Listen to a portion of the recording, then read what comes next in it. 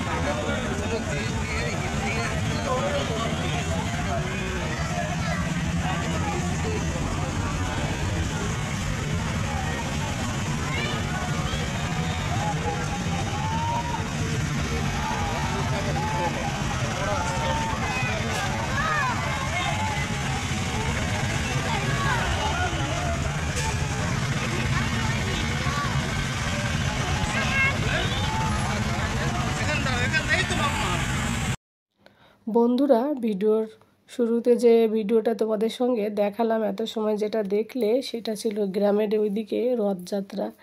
তো কত লোকের আনাগোনা ভক্তি ভরে কত সুন্দর করে রথযাত্রা সবাই পালন করছিল, সেটাই তোমাদের সঙ্গে একটু শেয়ার করলাম। এখানকার রথযাত্রা তো তোমাদের সঙ্গে অনেক আগেই শেয়ার করেছি, আর এইটা না শেয়ার করতে আমি একদম ভুলে গেছি, তাই ভাবলাম রবিবার তো আজ আর কি করব, তাহলে একটু তোমাদের সঙ্গে এইটাই শেয়ার করে দিই। আর গ্রামের বাড়িতে আজ যে ব্লগটা দেখাবো, এরপরে যেটা দেখাবো গ্রাম বাংলার বাড়ির রাস্তাঘাট বৃষ্টির পরে কি অবস্থা, সেই সব মানে গাছপালা এইসবই দেখাবো। আজ আর কোনো কাজকর্মের ভিডিও তোমাদের সঙ্গে নিয়ে আসিনি, একটু অন্যরকম নিয়ে এলাম তোমাদের সঙ্গে।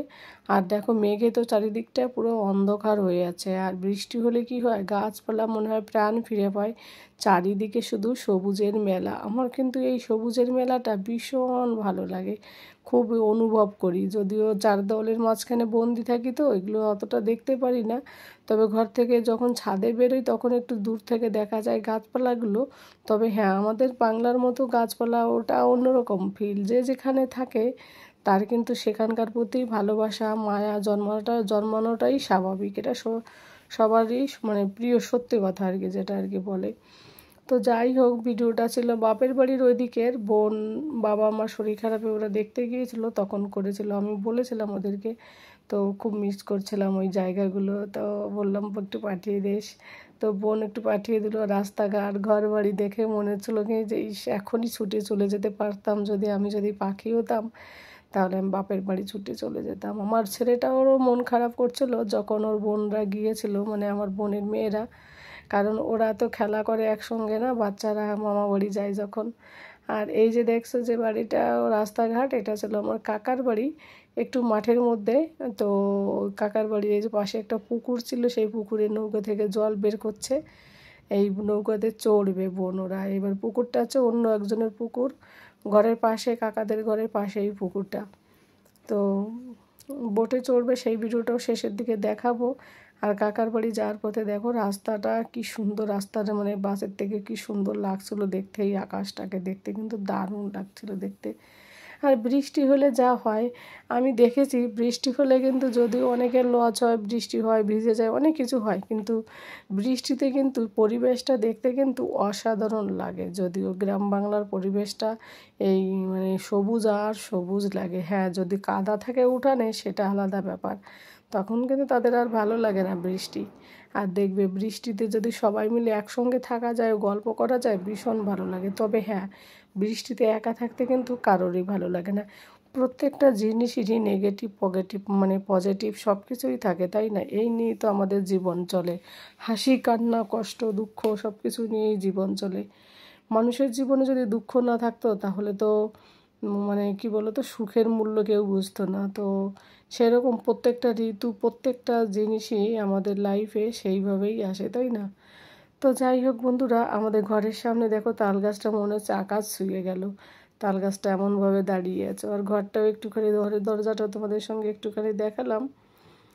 তো আর এটা ছিল আমাদের বাড়ির বাইরের যে রোডটা সেটা। আর ভিডিওতে দেখে আরও বেশি মনে হয় জঙ্গল, তবে এখন বৃষ্টির দিনে হতেও পারে এরকম গাছপালা বেশি বড় হয়ে গেলে যা হয় আর কি। আর বন আর কি বলতো, আমাদের বাড়ির সামনে এই যে মানে জমিটা না, এই জায়গাটায় না প্রচুর পরিমাণে এরা গাছ লাগিয়েছে, যাদের জায়গা, তার জন্য আরও বেশি গাছপালা বেশি মনে হয়। তবে আমাদের দেখতে দেখতে অভ্যাস হয়ে গেছে। আর ওই যে দরজাটা দেখছো, ওটা কিন্তু আমাদের ঘরের দরজার মেইন। আর এই দিকে দেখো বোন, এই যে বা কাকার বাড়িতে এসে যখন বোটে চড়ছিল, সেই ভিডিওটা লাস্টের দিকে বললাম না তোমাদের, শেয়ার করবো সেইটা। এই দেখো দিদির মেয়ে, বোনের মেয়ে, ওরা তো খুব মজা নিচ্ছিল, অনেক কথা বলছিল, তার জন্য কথাগুলো আমি একটুখানি তোমাদের সঙ্গে শেয়ার করলাম না, কিন্তু খুব সুন্দর মজা মজা করে কথা বলছিল বোনের মেয়েটা। আর দিদির মেয়ে বলছিল যে দাদা থাকলে ভালো হতো, দাদা মানে আমার ছেলে, কেন কি ওরা দুজনে সেম বয়সী, তো ওরা দুজন থাকলে বেশ খেলতে পারে। আর বোনের মেয়েটা একটু ছোট, অনেকে হয়তো ওর মতো বোঝে না, তো ওদের মধ্যেও বেশ একটা মানে খুব একটা ভালো মিল আর কি। তো যাই হোক বন্ধুরা, আজ আর কোনো ব্লগ মানে ঘরের কাজকর্ম কোনো কিছু শেয়ার করতে পারলাম না তোমাদের সঙ্গে। তো ভিডিওটা, এই গ্রাম বাংলার ভিডিওটা তোমাদের কেমন লাগলো তোমরা কিন্তু আমাকে কমেন্ট করে জানিও। তোমাদের একটা কমেন্ট আমাকে কিন্তু পরবর্তী ভিডিও বানাতে ভীষণ উৎসাহিত করে। তো আজ এই পর্যন্তই, পরবর্তী কোনো ভিডিওতে তোমাদের সঙ্গে দেখা হবে। Tata, by.